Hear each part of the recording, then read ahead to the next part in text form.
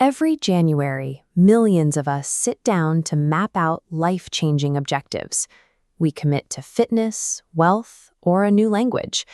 But within weeks, the initial excitement fades and we slide back into our previous routines. When we look for the cause of success, we usually focus on winners. This is survivorship bias. We ignore the fact that every candidate in an election wants the seat, and every athlete on this podium had the same objective. The goal doesn't differentiate the winner from the loser. Fixating on the scoreboard tells you nothing about how to actually play the game. Results are just lagging measures of the habits you've already repeated. To make progress that lasts, you have to look past the outcome and focus on the systems, the small daily processes that generate those results. You do not rise to the level of your goals.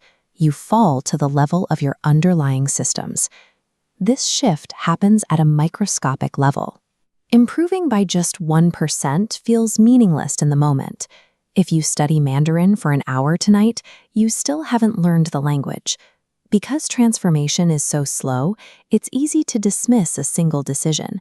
If you eat one unhealthy meal today, the scale doesn't move much. We abandon new systems because we expect progress to be immediate and linear. However, the mathematics of a 1% gain are relentless.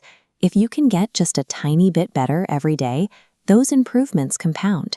By the end of a single year, you are nearly 38 times better than when you started. But this works both ways. When we repeat small errors or rationalize tiny excuses day after day, those choices compound into toxic results. Habits are the compound interest of self-improvement. Time will magnify whatever system you feed it, making it your greatest ally or your worst enemy. If the math of compounding is so powerful, why is it psychologically so difficult to stay on the right side of the curve? Most people try to change from the outside in. They start with outcomes, the results they want to achieve, like becoming skinny or earning more money. Then they move to the second layer, processes.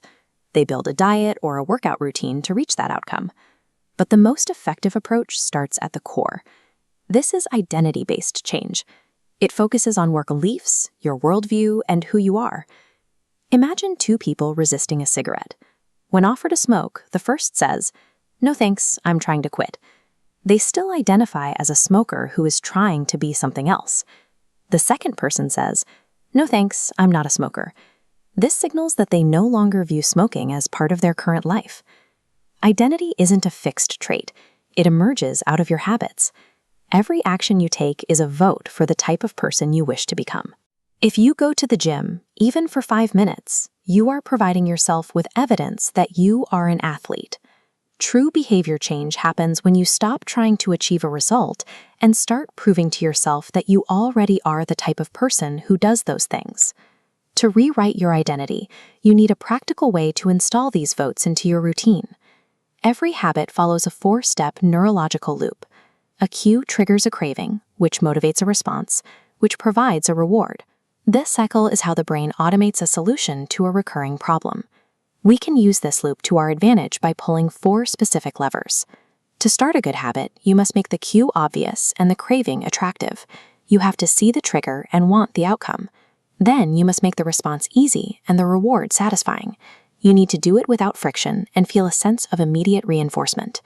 This graph shows that habits form based on frequency, not time.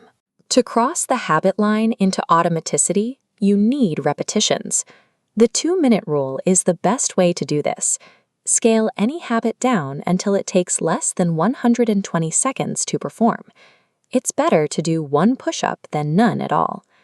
To break a bad habit, you simply invert these rules. Make the cues invisible, the craving unattractive, the response difficult, and the reward unsatisfying.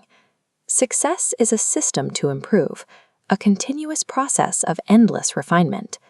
As you layer small changes on top of one another, the scales of life start to move. Eventually, these atomic habits compound, and the weight of the system begins working for you rather than against you.